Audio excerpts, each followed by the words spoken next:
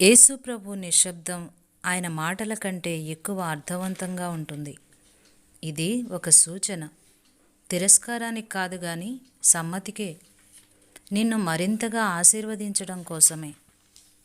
మత్తయి సువార్త 15వ అధ్యాయం 23వ వచనంలో, అందుకు ఆయన ఆమెతో ఒక్క మాటైనను చెప్పలేదు.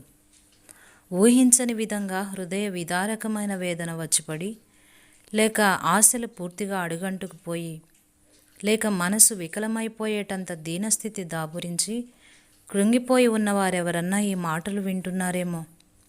నీ దేవుడు చెప్పే ఓదార్పు మాటల కోసం ఆశగా ఎదురు చూస్తున్నావేమో. కానీ నిశ్శబ్దమే నీకెదురు కావచ్చు. అంతా అయోమయంగా ఇంకా కొంతకాలం అనిపించవచ్చు. బలహీనమైన హృదయాలు ఓపిక పట్టలేక పిలిచే హృదయ విదారకమైన పిలుపులకి దేవుని సున్నితమైన హృదయం ఎంతగా నొచ్చుకుంటుందో. ఎందుకంటే ఆయన సమాధానం ఇవ్వకుండా ఉండవలసి వచ్చింది మన మంచి కోసమే. యేసుప్రభు నిశ్శబ్దం ఆయన మాటల కంటే ఎక్కువ అర్థవంతంగా ఉంటుంది.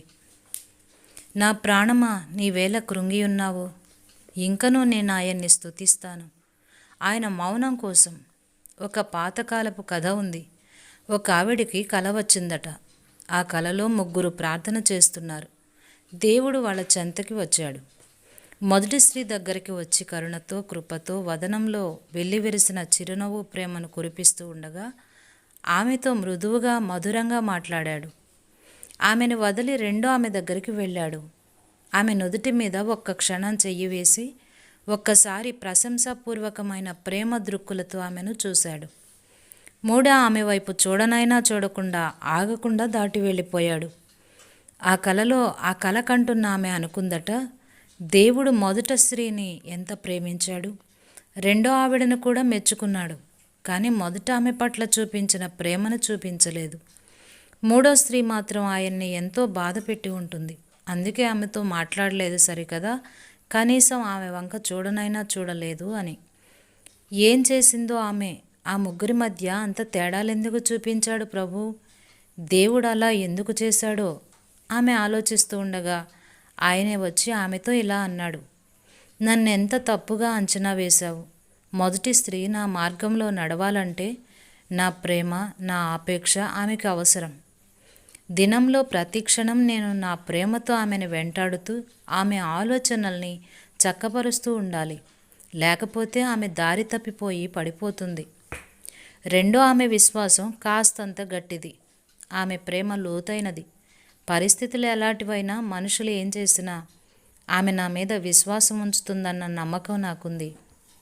నేను నిర్లక్ష్యం చేసినట్టు, పట్టించుకోనట్టు ఉన్న మూడో స్త్రీకి ఉన్న విశ్వాసం, ప్రేమ అతి శ్రేష్టమైనవి. నేను ఆమెకు అత్యున్నతమైన బాధ్యతాయుతమైన సేవ కోసం అతి కఠినమైన పద్ధతుల్ని ప్రయోగించి శిక్షణనిస్తున్నాను. ఆమె నన్ను అతి సన్నిహితంగా తెలుసుకుంది. మనసంతటితో నా మీద విశ్వాసం ఉంచింది. చూపుల్లో కానీ, మాటల్లో కానీ, చేష్టల్లో కానీ నా మెప్పుదల కనిపించకపోయినా ఆమె విశ్వాసం చెక్కుచెదరదు. నేను ఎలాంటి పరిస్థితులు కల్పించినా ఆమె నిబ్బరంగా దాటిపోతుంది. స్వభావ సిద్ధంగా ఆమెలోని అణువణువు, ఆమె మనస్సు, జ్ఞానము వ్యతిరేకించిన నా మీద నిరీక్షణని మాత్రం ఆమె వదులుకోదు.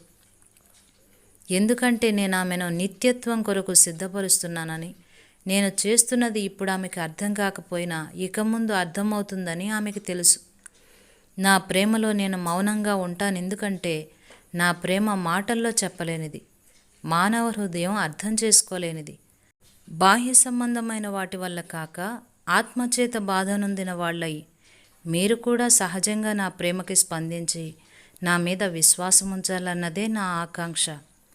ఆయన మౌనంలోని అంతరార్థం నువ్వు తెలుసుకుని ఆయన స్తుతిస్తూ ఉంటే ఆయన నీ ద్వారా అద్భుతాలు చేస్తాడు. తన బహుమానాల్ని ఇవ్వకుండా దాచిపెట్టిన ప్రతి సందర్భంలోనూ ఆ దాతను నువ్వు మరింత లోతుగా అర్థం చేసుకోగలగాలి.